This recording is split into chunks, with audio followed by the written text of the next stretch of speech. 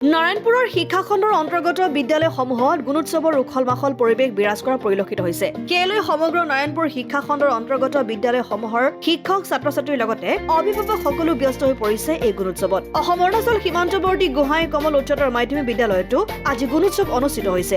বিদ্যালয়খনৰ মান নিৰূপণৰ বাবে অনুষ্ঠিত হোৱা এই গুণোৎসৱত ছাত্ৰ ছাত্ৰী, শিক্ষক আৰু স্থানীয় অভিভাৱক সকলোকে ধৰি বিদ্যালয়খনৰ মাতৃগোটৰ সদস্যসকলেও অংশগ্ৰহণ কৰে। নাৰায়ণপুৰৰ শিক্ষা খণ্ডৰ অন্তৰ্গত আজি ভোলাবৰী, বৰবালি, নাৰায়ণপুৰ, সোৱণশিৰি, শিমলুগুৰি, পিছলা, পিঠাগুৰি আৰু দুলীয়াপথাৰ কমলপুৰ উচ্চতৰ মাধ্যমিক বিদ্যালয়ত গুণোৎসৱ অনুষ্ঠিত হৈছে।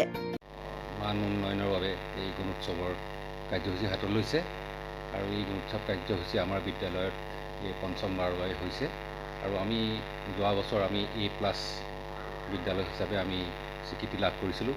আমি এইবাৰো আশা কৰিছোঁ যে এইবাৰো আমি A+ বিদ্যালয় হিচাপে পৰিগণিত হ'ব পাৰিম। ইয়াৰ বাবে যিখিনি আমি প্ৰচেষ্টা হাতত ল'ব লাগে, আমি ছাত্ৰ ছাত্ৰীৰ উৎকৰ্ষৰ বাবে, বিদ্যালয়ৰ আন্তঃগাঁথনিৰ বাবে সকলো আমি কৰিছোঁ বুলি আমি দাবী নকৰিলেও আমি চেষ্টা কৰিছোঁ আৰু। নাৰায়ণপুৰৰ পৰা জয়ন্ত কুমাৰ হাজৰিকা ৰিপৰ্ট, অসম আদিত্য।